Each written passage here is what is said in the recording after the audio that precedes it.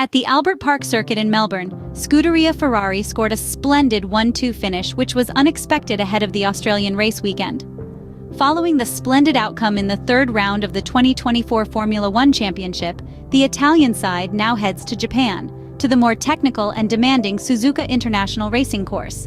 The land of the rising sun will be a crucial testing ground for the Maranello team, who will be called upon to confirm its position as the second force, especially given the fact that McLaren is expected to be strong at this venue, and Ferrari must first make sure to defend its status as Red Bull's main challenger. Considering that the Australian track is very atypical, many insiders expect Red Bull to return to form in Japan, showing what was seen in the first two races of the 2024 Formula One season. Even Frederic Vasseur, head of the Ferrari team, emphasized this aspect in an interview following the win at the Albert Park circuit, pointing out that not all weekends will be like Melbourne for the Maranello team, but also highlighting the fact that his team has to be perfect and avoid mistakes. The Japanese Grand Prix arrives much earlier this year compared to past Formula One seasons. Just 6 months ago, Scuderia Ferrari, with the SF-24, was over 40 seconds behind the Red Bull of Max Verstappen. At the Suzuka circuit, as already stated, McLaren also poses a threat, with a layout suited to the characteristics of the orange car from Woking. Nevertheless, the Maranello technicians are confident in the package they have had since the beginning of the 2024 Formula One Championship.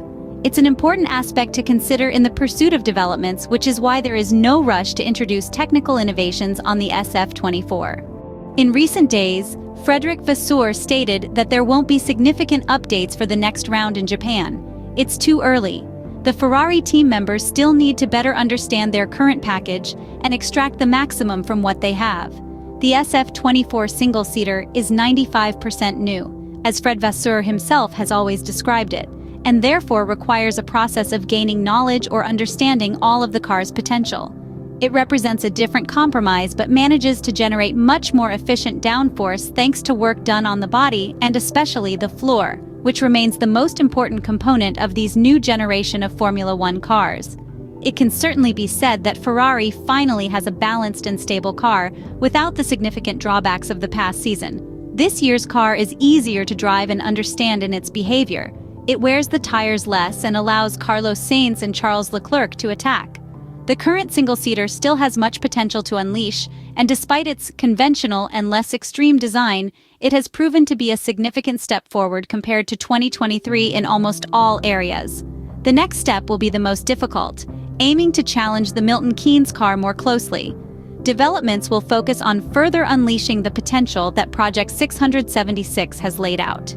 The first big Ferrari update in terms of aerodynamics will be seen only in May, with the revised major components that will be introduced for the Imola Grand Prix in Italy. At Suzuka, however, the red car won't be starting from scratch, similar to what was seen in Australia. Like in Melbourne, there will be a minor update, this time to the rear suspension. In Japan, an updated fairing of the upper triangle of the rear suspension will be introduced.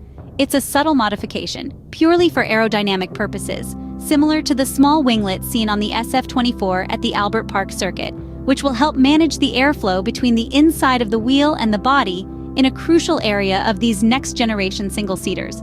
The rear suspension has changed significantly compared to last season, although the suspension layout remains the same, sticking to the classic pull rod design.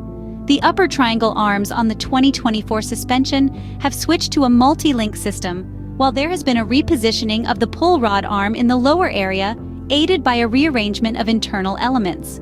The purpose of these changes, as technical director Enrico Cardilli recently highlighted, was both mechanical, for anti-squat, anti-lift, and to not hinder the airflow from the barge boards. The aeromechanical platform is now more stable. It was precisely at Suzuka 6 months ago that the SF-23's floor was updated, mitigating the complexities of the SF-23 and marking the second significant step towards the current car, following the major upgrades seen at the Circuit de Catalunya in Barcelona with the introduction of the downwash concept. This further step demonstrated how Ferrari had begun to understand how to generate downforce after the technical directives of 2022 had crippled the initial concept of the Ferrari car, despite the initial strong start. It will also be interesting to observe the updates from direct competitors, such as those that Red Bull will bring to the track, and see if these will immediately be decisive in extending their lead over the SF-24, at least until Imola.